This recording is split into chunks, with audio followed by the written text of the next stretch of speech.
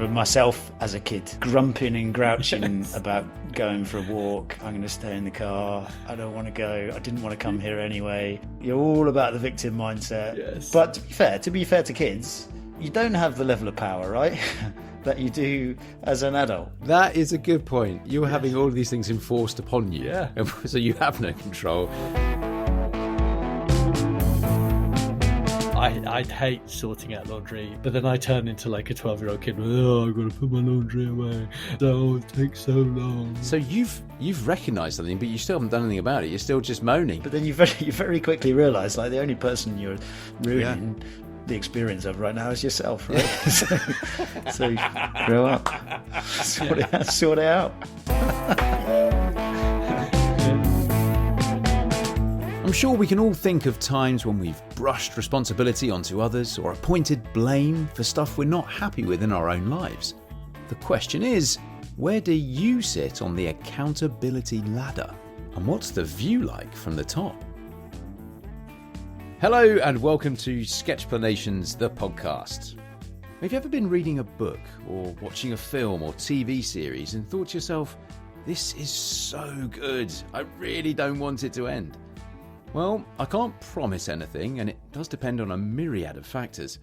But wouldn't it be great if that's the way we can make you feel in the next half hour or so?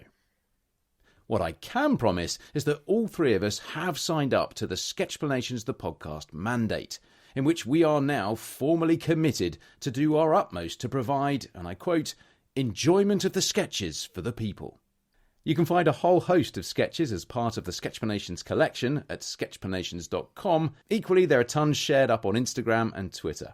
I'm Rob Bell, and sharing in the burden of providing the enjoyment of the sketches are my two co-hosts, the creator of Sketchplanations, Jono, and the creator of Chaos, Tom Pellereau. Evening, gents. How are we doing? I'm good, thank you. Very good.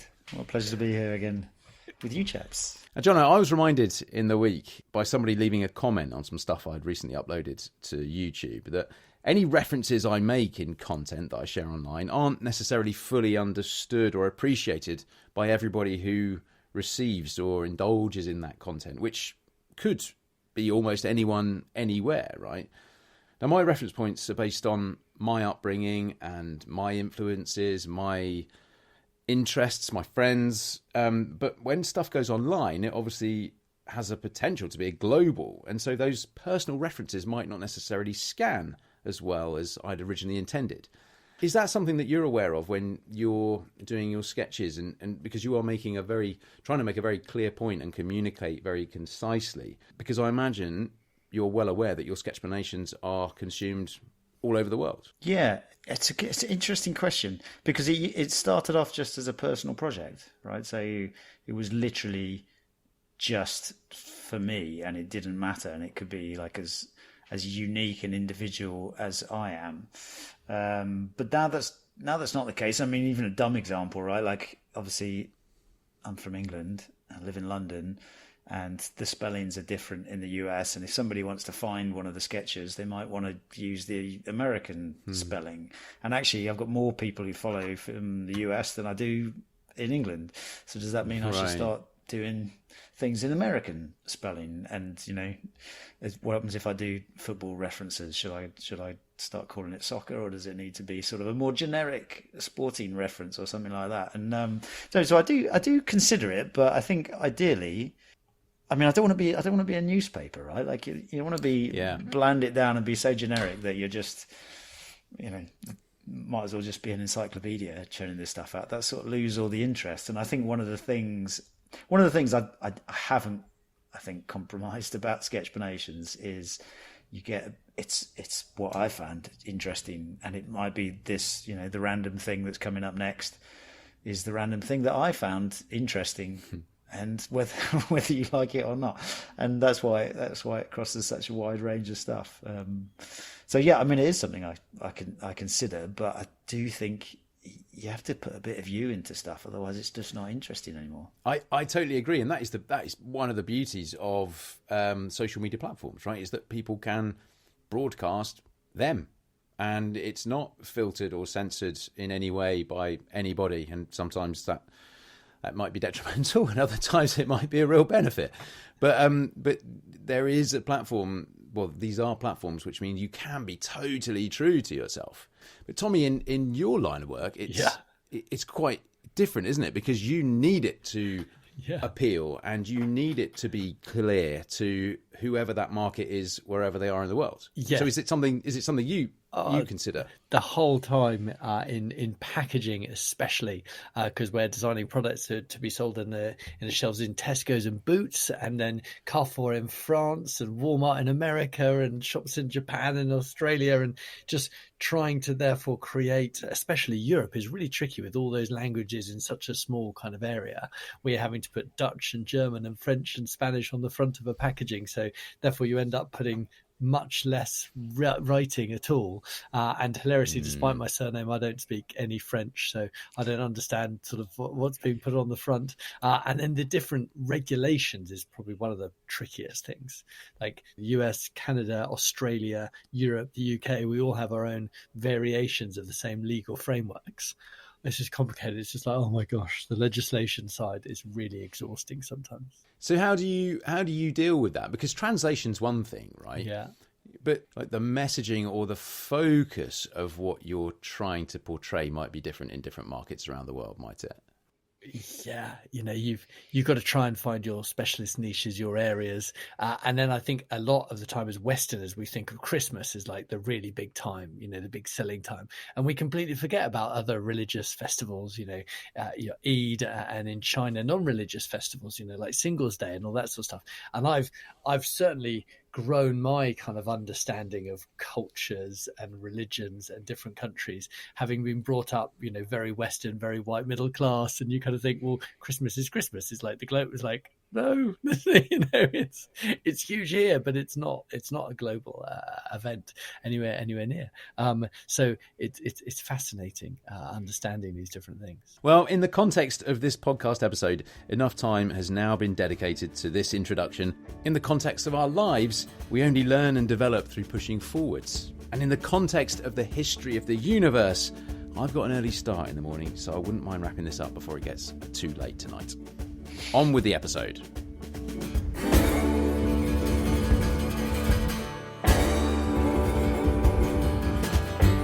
This week, we take a closer look at something called the accountability ladder. 8 ascending levels of accountability that range from utterly powerless to ultimately powerful.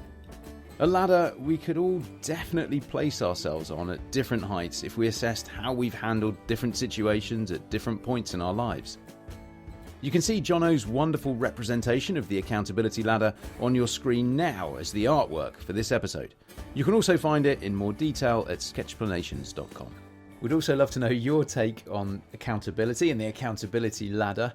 You can email us, hello@sketchplanations.com, or you can send us a message or leave us a comment on social media.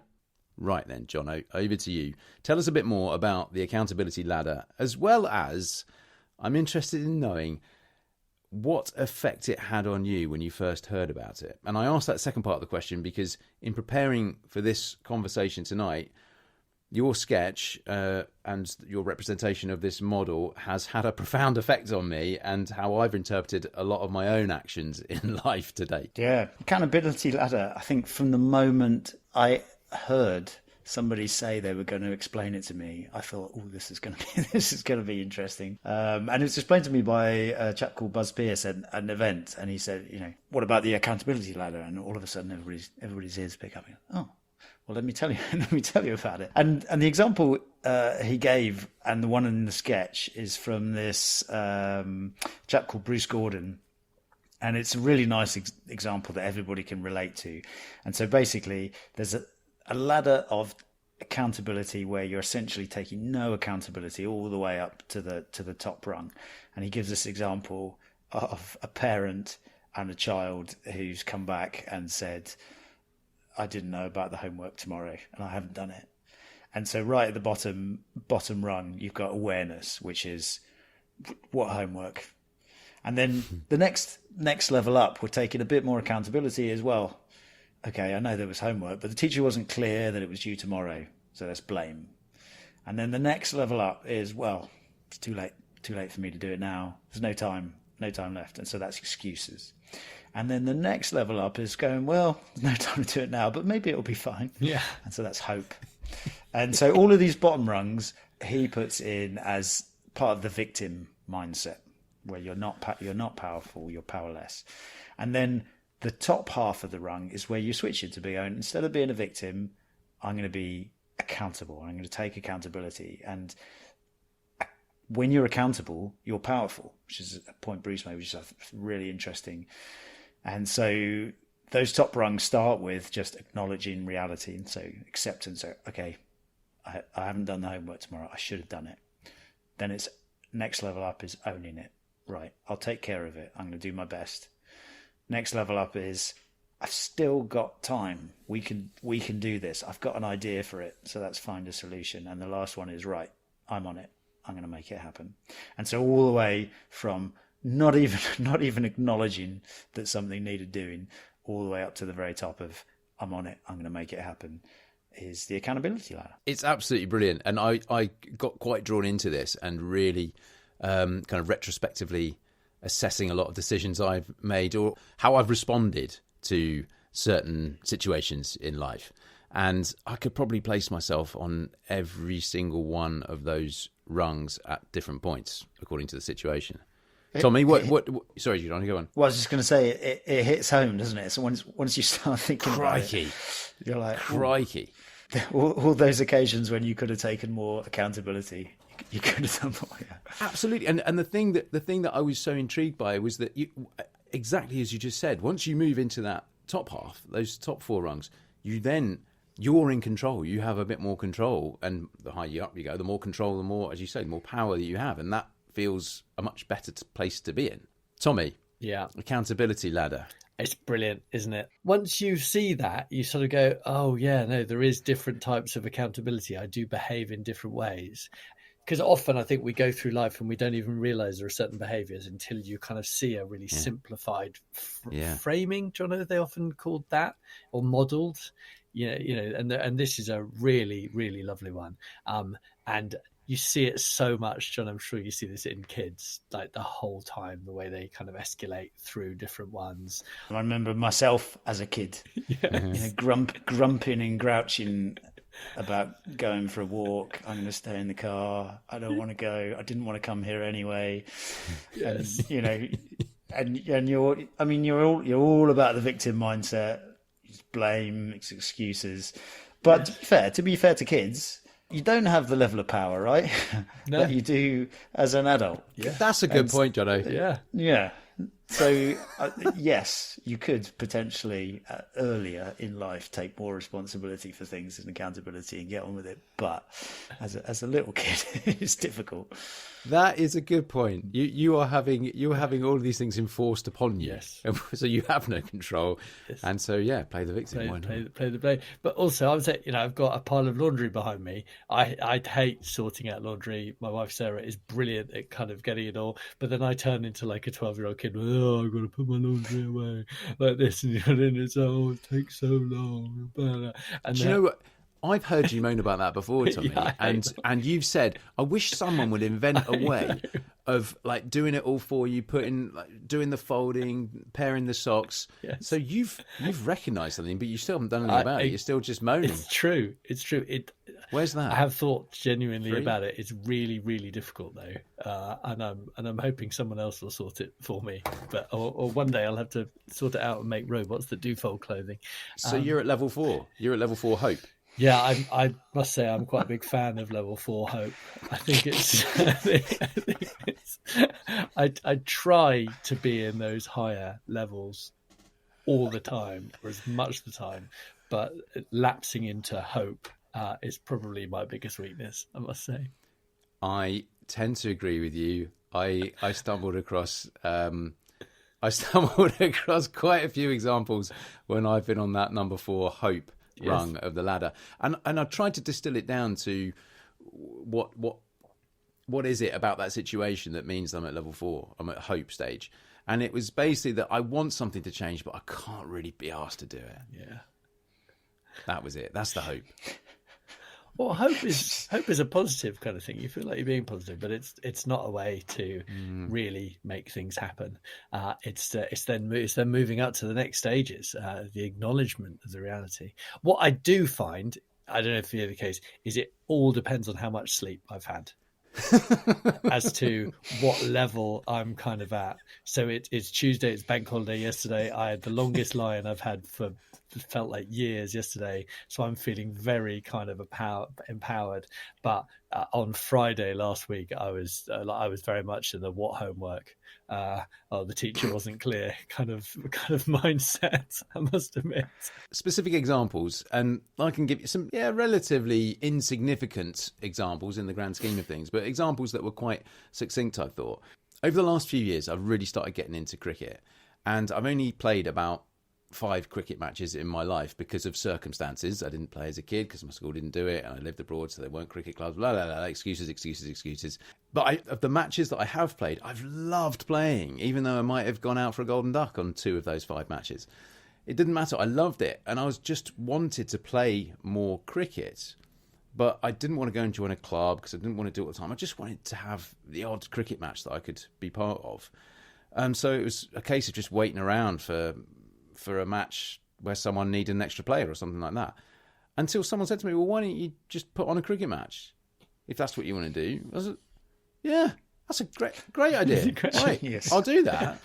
Yeah, that solves it. Well, I can do so that. Why didn't I think of that? I acknowledged the reality. Yeah. I owned it. I thought, right, I'm going to do something about this. I found the pitch and got players and got kit and everything together, and then I made it happen, and it was great fun. I absolutely loved it, and I will do it again when I haven't got so many things on. Right down the ladder. Yeah, it's snakes and ladders, isn't it? It's absolutely. There is the accountability. There's probably a brilliant board game here, isn't there? You know, the accountability game. Accountability, or where it's with cards, where there's your laundry just piled up again, and you couldn't be bothered to do it. Go back 3 stages on the thing. You know, you decided to organise your own cricket game because you love cricket. Go up 10 points. Yeah. I certainly found it easier to think of examples when I've been in the accountable zone, and probably less comfortable rather than more difficult, less comfortable identifying times when I was in the more kind of victim phase. Yeah. I don't know how you boys felt. Yeah, it's much easier to think of glowing examples of oneself usually. I think we've met my worst one. Sorry, I've had many of these, I'm sure. One of the ones I think we've mentioned before is when I missed the flight to Jono's wedding, and I remember going through and it was like, I can't believe Ryanair didn't call us. I can't believe that. And luckily, I was with a friend of ours who immediately, as soon as he worked it out, got on his phone and started booking another flight as we were walking around the airport. He was absolutely on it. But it wasn't his first time missing a flight, so he kind of knew the drill. But that was, and I have since done it, and again, I was with some other people, and they were like, "Oh, I can't believe it!" And again, I was just straight on the phone, going, "Right, we can't. The plane's not coming back." I think it's interesting thinking of when I think of examples of these. I was trying to think, when have I been really lame, and then hopefully come round and figured it out. Oh, good. Instead of like just wallowing in the complaining and the helplessness, which is sometimes quite nice to do. But it's interesting that somebody pointed out to you about you could do the cricket game. Yeah. I was thinking one of the things that perhaps helps you move up the ladder is perspective. It is that outside viewpoint, and realizing that these are just your little internal problems, and somebody looking at it from outside goes, I don't care about that, I just care about this. And you're like, yeah, that's a good point. I was trying to think of somebody we used to work with a long time ago.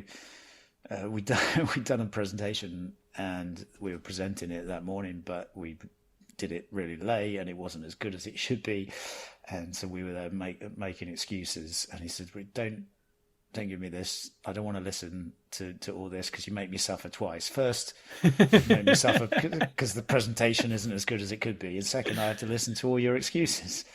And then they went on to say, well, if this is what we've got, this is what we sell. And I remember thinking, I was way down there in the victim mindset. It was really one of those times where I'm like, oh yeah, just take accountability. make the most of what you got. When you put the accountability ladder in that context, Jono, that's, to me, seems like a really great example of leadership. Someone who's willing to take accountability and step up the ladder with it and bring people along up the ladder with them. Yeah, it's probably something that CEOs do a lot. Actually, there's a sketch which did get misinterpreted, which was really a story about. It's a story from Steve Jobs about training product managers at Apple, and he says the sketch is basically, somewhere along the line in the company between the janitor and the CEO, if something goes wrong, reasons stop mattering. So, like, if you're the janitor and you come in to clean the room and the room's locked and you don't have a key, nobody expects you to clean the room. But if you're the vice president of this or that and something doesn't go right, at some level, I don't care why it didn't go right. The job is to make it right. And the reasons stop mattering. And that sort of, that leadership is taking accountability, isn't it? I was trying to think earlier about what is it that motivates somebody, myself included, to move from that behavior, that victim behavior, into accountability behavior. What is it that can drive that change from one another? I think leadership and external perspective is probably something that can do that. And I was starting to think, what were the excuses that I might give for the things that I haven't done or that I am in that kind of victim stage for? And it's I haven't got enough time, I don't have enough resource, I don't have the right knowledge, all these kind of things. But then it kind of dawned on me, and it is quite obvious that if you care enough about that issue, that situation, if you care enough, if it means enough to you, then you'll find the time, you'll do the research to get the knowledge, you'll bring in the right resources, you'll beg, steal and borrow whatever you need. If it means enough, then you'll move up into the accountability stages. Yeah. One of the most horrible examples of this is being on time. And because if you're late, there's always excuses why you're late, and I am often late. But actually, ultimately, when someone points out to you, well, if you really wanted to be on here, you'd be on time, right? And it's you decided to leave late for other reasons. And it's like, you've got to take accountability that you get. I think we may have discussed this previously, or let the person know you are going to be 15 minutes late, not hope that they'll be fine with you being 15 minutes late. And that's a really horrible one to sort of go, oh, do I not care enough that I wanted to be on time for that person?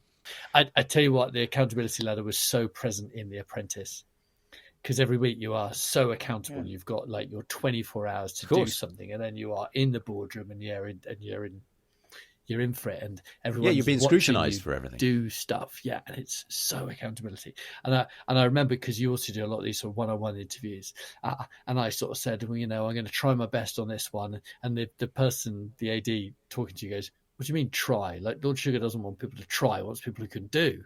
And you're like, "Oh shit! All right, no, that's true. Actually, I'm not going to try and do this. I will do this sort of thing." And some people on the tasks got really ground down by the constant accountability desire and exhausted by it, and which was very difficult. But it was quite an amazing opportunity to really show yourself what you can do, because you couldn't do anything else, and time ran out. So best you can do in every minute. Being towards the top of the accountability ladder, is that a measure of success of a person? Their approach to tackling problems and their approach to tackling situations, does that relate directly to success? Yeah, it's interesting. I don't know about success, but it does relate to the kinds of people that I want to be with. Interesting. Probably that I want to be. But it's like if you find yourself in a jam about something, that you want people around you who are like going to go, okay, let's make it happen. Let's figure it out. Let's figure out how to do this. I'm going to, cycle the shop. I'm going to call around. I'm going to reorganize this thing. We can still enjoy this. We're not going to just sit around and mope about it. And so I don't know if that's success, but it definitely seems like being a better person. John, Rob, in terms of your question, I think often a really good leader, a really good senior person is definitely very high on accountability and has the ability to stay high on the accountability and to try and pull others up rather than pushing other people. other people down. Yeah. And Jono, yes, they're right about it's so much more fun to be around people who want to be accountable, who want to make things happen. And I really, 100%. And we've been very lucky to know quite a few people like that. And as a result, we've all kind of lifted our levels. And probably, as you say, it's so much easier to remember examples where you've done this well, isn't it? Yeah. Is there something there about group dynamics and kind of group mentality in that, let's say you're in a group of 5 people and 2 or 3 people are being quite positive and quite solution oriented, i.e. in the top rungs of the accountability ladder, it's very hard probably to stay on those bottom rungs when you're around people. And so you kind of get swept up by that positivity and by that, and in this sense, by that accountability, let's call it. I think you're always learning by example. I was thinking about going up the ladder, and I feel like just through life, most people go further up the accountability ladder, right, and start being more accountable for their own lives and what's going on. And that I think part of it is learning from other people who are doing that. There was it reminded me that there's a really nice writer called Paul Graham who also did a number of startups and runs a Y Combinator bootcamp, and he gave a speech once, and he said something I thought was really interesting at the time. It was just a little throwaway thing, but he said, you start being an adult when you decide to take responsibility for your life, and you can do that at any age. And I think it is something like that. So basically saying, all through school, you just have stuff coming at you. People take you to the next thing, and you just assume that, the next class is going to come at you and somebody will tell you what you're supposed to do next. And then at some point, but actually at any point, you can go, you know what, I want to organise my own cricket thing because I like cricket. I don't have to wait for somebody else to come and do that for me. Yeah. So I think, it's a really interesting thing, that sort of progression through life, taking more ownership, seeing other people do it. I mean, I find it inspirational, and it's I want to be more like that. And as you said, Tommy, we've got mutual friends who we've all spent quite a bit of time with who are absolutely like this. And you would never want to be around those people being on the lower end of the accountability ladder. You'd just feel like you were dragging everybody else down around you. I don't want to be like that. True. One of the things where people struggle in the large to take accountability at the moment, and for us all to make a difference, is on the climate and the challenge of addressing climate change. And I remember there was a really nice example of Greta Thunberg when she was actually in the US and she was being, I don't know about interviewed, but it almost seemed like grilled by like a US senator, I think.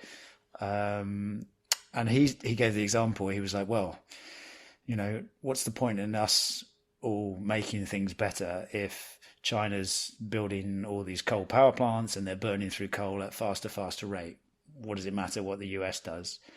And she just took it really, really calmly. And she said, well, Sweden's just a small country, and there are some people in Sweden who make exactly the same argument about the US. And if we all take that attitude, we're not going to get anywhere. Well, she didn't even say the last bit, but it was implied coming through. And I think, at large, we want to be around all of us to feel accountable for this and to go, not being in the victim mindset. We can't make it better. We can't do anything about it, but to own it. Well, first of all, to acknowledge it, which I think we're getting better at, but to own it and then find a solution. And we all need to get on it and start making it happen. I think it's quite an interesting example of the accountability ladder really in the large global level. It's a really interesting example, and I was thinking about climate and environmental issues earlier as well, Jono. And I have found it quite hard though to get above the hope kind of level at certain degrees or at certain scales of climate change as an issue. I mean, there are certainly areas where I take accountability for my own actions and where I've got solutions for those actions, and I feel quite good that I'm in control of that and I'm doing it. I'm up the ladder on that. But then there are other areas on that global sense where I can sometimes feel like I'm on that level 4 hope. On big, complex global issues like climate change, I got quite lost as to where I am on that ladder. And I think it does depend at what scale you're looking at, micro or macro. Well, we're aware now, and we might blame all the people who, before us mess things up. but there's no point in excuses, and we probably landed a lot of people at hope. Maybe it'll be fine. It's interesting comparing it with this homework example. But if this was the homework, which we'd messed up and was due tomorrow, and we needed to do something about it, accountability ladder says we should up our game. Then we start to be powerful. It does. It does. So when I was saying earlier about kind of identifying that I'd responded to a number of situations that I couldn't really be bothered to do anything about at being on that level 4 hope. The one above that, level 5, where you do start moving into accountability and you're acknowledging the reality. You're acknowledging the reality. Thank you, Tommy. That stage I found to be the worst. That for me was like the worst one to be at. You're like, oh Christ, yeah, I've mucked up here, yeah. And you want to get through that stage as quickly as possible because it doesn't feel good. And there are various different examples I could put that to, but that realization, like, oh Christ, this is on me actually. Oh, can God. I give an example? Yeah, go, Jono, please. Thank you. Well, the two things. One is that somebody I worked with as a lead at a previous company. Oh, you're putting it on them, are you? It's not your example. No, she had a really nice way of saying it, and it sounded really dumb at the time, but actually sort of learned the wisdom from it, which was just it is what it is. And I remember that for me was the acceptance point. Like, okay, we thought we had an extra week. We don't have an extra week. Well, it is what it is. Yeah. Or if something's bad news, we've got to pass on some bad news. Well, it is what it is. And I remember for me, first of all, that feeling quite good. But the more personal example was I actually, this is going to sound strange, but I quite like it when I'm by myself and I accidentally break a plate or a mug or something or knock something over. Yeah. I did one the other day. I was heating up some porridge in the microwave and I knocked it this bowl of porridge as I was putting it in, and I poured all the porridge down the hinge of the microwave, all the way down the hinge and in the microwave. And the microwave was in a cupboard and it went under the microwave in the cupboard. And of course that was a pretty rubbish situation, but I quite like it when it happens by myself because it teaches me that patience and that acceptance. Like, it's not going to clean itself. Yeah. There's no point moping about it. The only way to make it better is to do something about it. Nobody's going to come in and clean it for me or say, oh, you poor thing, it wasn't your fault. And so every time I do something like that, like break a plate, I'm like, here's an opportunity to teach myself acceptance and patience. Probably not everybody does that. I love the fact you have to be on your own in order for that to really take hold. I think it matters more on your own, right? Because do you think? Because nobody's gonna fix. You've got nobody to share it with, and nobody's gonna help you. Nobody's gonna stroke your ego and go, "Oh, so sorry, that was really unlucky." It doesn't matter. It's up to you to sort it out in your own head. Yeah, I know. Next time you break a plate and you're by yourself, use it as an opportunity. Just don't do it deliberately. It doesn't count. If you do it deliberately, it doesn't count. No, that's true. Jono said it was okay to break plates. In that acknowledgement of reality stage, where you've broken a plate and you realise that it's entirely your fault, do you not have? And this is definitely my reaction to it. Do you not have a period of intense rage at your own incompetence? I definitely do. Like if I've missed a exit off the motorway or something, and the acknowledgement that it's only on me that I've done that, I'm taking accountability for it, and it drives me crazy. Yeah. I'll get through it in about 15 seconds, but it's so intense and I'm so angry at myself. Just me. Yeah, I think no. I think it's okay to feel that, and I probably shouted to myself when some of this happens. I think the exit on the motorway is quite a good example. But then you very quickly realise, the only person you're ruining the experience of right now is yourself, right? Yeah. So grow up. Just sort it out.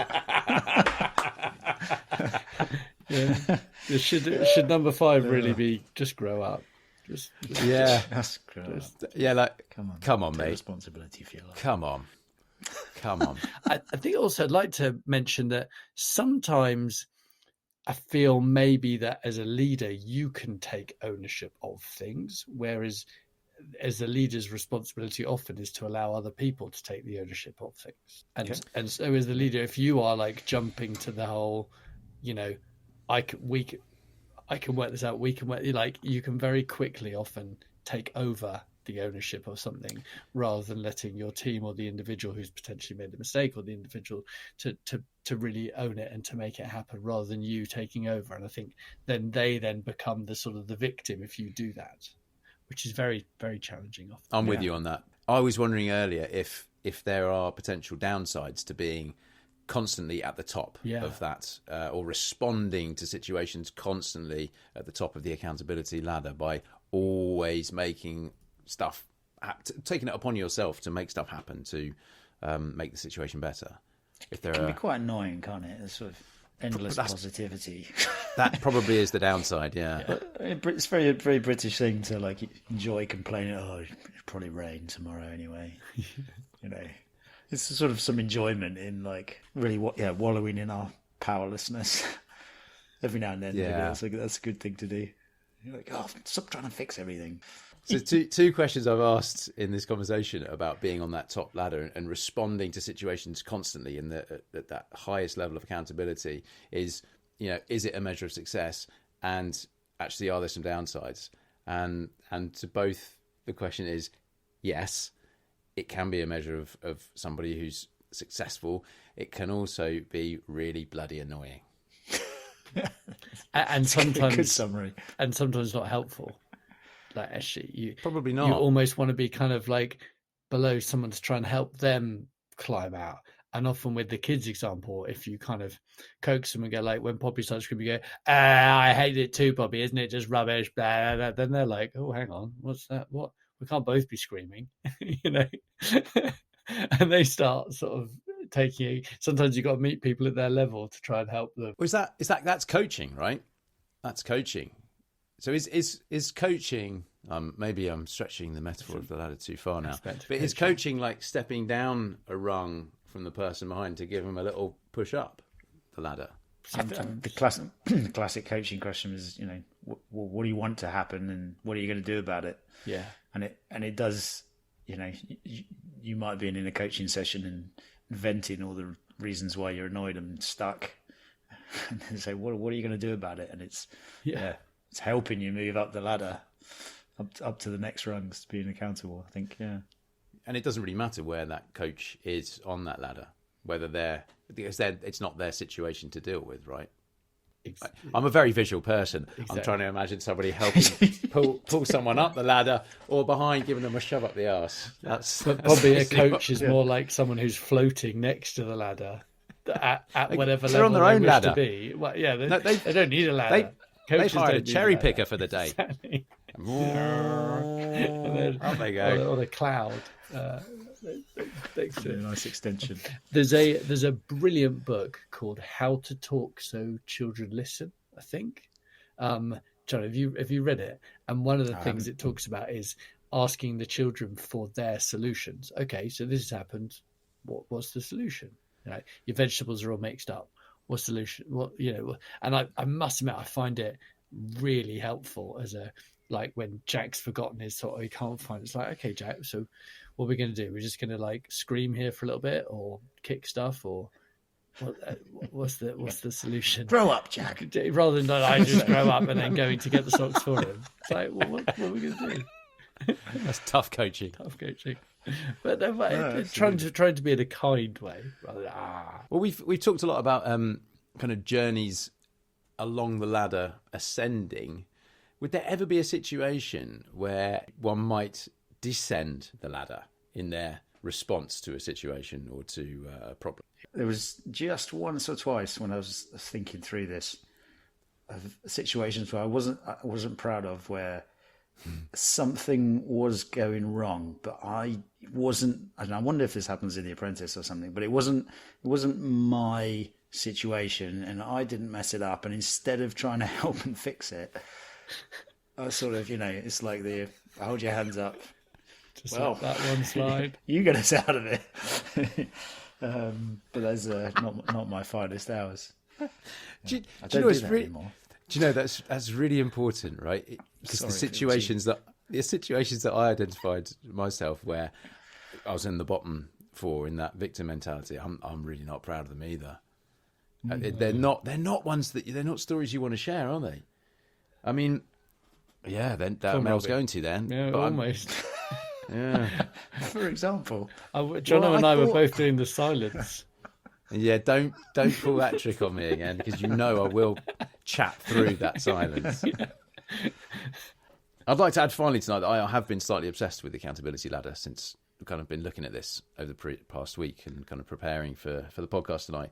And I think it's something that's going to stay with me for some time after this podcast record, and hopefully being conscious of it will help me kind of take more control of situations that I feel are important. Because again, I think it is all about that prioritization. And we'd love to hear your thoughts, listeners, on this episode and your stories of times that you found yourself on one of the rungs of the accountability ladder, or indeed journeys along it. And you can send us your messages or leave us comments either via email, hello@sketchplanations.com, or through our social media channels. We'd also love it if you took a moment or two to subscribe to or rate and review the podcast through whatever podcast player you use. Next week, we'll be taking a deeper dive into the contrast between front stage and backstage.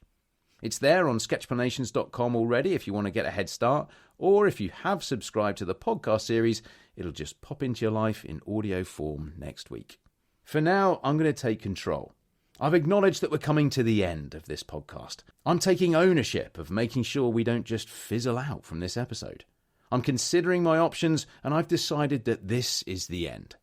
The action I'm going to take, therefore, is to stop talking. All right, I've just got a couple of messages to get through this week from last week's episode. I mean, first of all, we've had loads and loads of messages, and there have been reviews left up on like Apple Podcasts and that kind of stuff. So thank you all so much for that. It was some really, really lovely messages about the podcast generally. I won't really go into it because it's too much backslapping, but it's really, really lovely. Thank you. It's much appreciated. Guys, I don't know if you've had time to look through some of those comments, but people are really enjoying the podcast. They love the chemistry. What can we say? Let's not say any more on that. Many years in the making. It is, isn't it? Gosh. One piece of correspondence I saw on Twitter, which I really enjoyed, from Brick Mantooth. It was a picture of a close-up picture of a whole load of mushrooms, asking simply, fungible? Or probably should say fungible? Fungi? Yeah, it was good.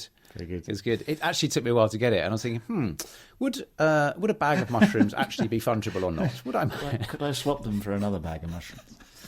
Genuinely, it took me about 5 minutes going, yeah, that's a really good example, actually. Yeah. What an idiot. What an idiot. Me, I mean, straight over my head. It was only when I came back to it, I see. Nice one. Thank you. Very clever. We've had another comment from our friend Pretch up on Twitter. Again, this is about fungible and non-fungible goods, saying that people are non-fungibles by default, but in a company setting, its workforce are fungibles and can easily be replaced, especially when they've become part of the company's non-performing assets. What does that mean, non-performing assets? Not doing very well. Yeah, okay. So then you're in and you're out. Find the replacement, yeah. Yeah, which is kind of what we talked about. I guess it depends on the kind of roles, as we talked about. I think you were given the example of like burger flipping or something in a fast food restaurant, I think last week, Jono. Yeah, but then in other companies, depending on the roles, then Depending on the type of work. Depending on the type of work, depending on the type of people, depending on how great your manager is or not. Indeed. But I enjoyed that last week. It got quite a bit deeper than I thought it might. It got me thinking. It's good. Tommy, have you had any feedback on any of the podcasts this week? Podcast generally, or any of the other episodes? So a good friend of mine said, I've actively built my career on being fungible. I'll bore you briefly when I see you on Thursday. So I'm not quite sure entirely what he means. A part of me thinks that, hasn't he misunderstood that, or is he deliberately trying to be replaced the whole time? I think he's going to bore you about it on Thursday. Well, yeah, I look forward to finding. You're going to explain to us out next week. Yeah.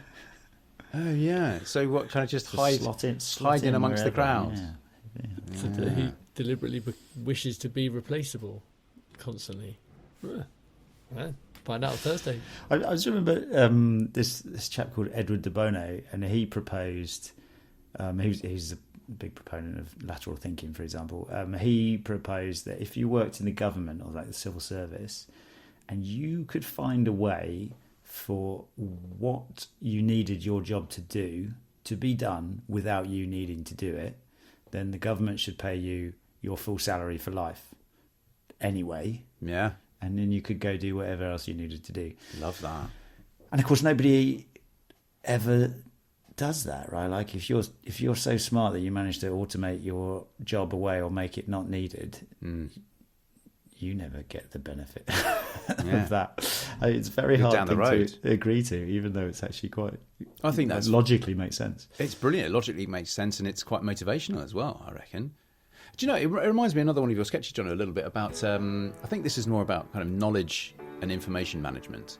I think the sketch is someone gets run over by a bus, and it's like, well, what have they taken with them? Does anybody else know where the keys are kept? Or, that kind of thing. So it's that plays a little bit into the fungible, non-fungible sense, maybe. Yeah, definitely. It's called the bus factor, right? Oh, there you go. Say it as it is. Yeah, it's careful who you put on the same plane. Like Ronaldo is irreplaceable, but somebody else isn't. That kind of thing. Or the person who's built all of the fundamental core technology, if they're the only one who knows it, and nobody knows how to fix it if it goes wrong, then your bus factor is very low, or very high. I can't remember which. So when we all get the train to go and do that event we're doing in September, I think it is, should we actually, all three of us, get separate trains, just in case? We probably should. We probably should. It would be too big a loss. Do you know what, though? If we left you and me to get on different trains, that there's a high likelihood that we'd both miss and be late. So no, let's stick to it. We'll all get on the same train. It's best if we just follow Jono and let him make sure we get on the right train. As with so many things. All right, guys. Well, thank you all very much again for listening and for your correspondence. We'll be back next week. Stay well, go well. Cheers. Thanks, everyone. Bye-bye.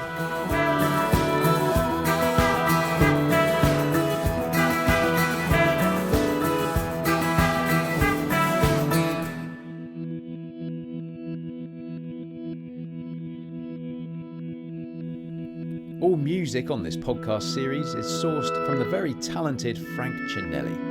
And you can find loads more tracks at frankcinelli.com.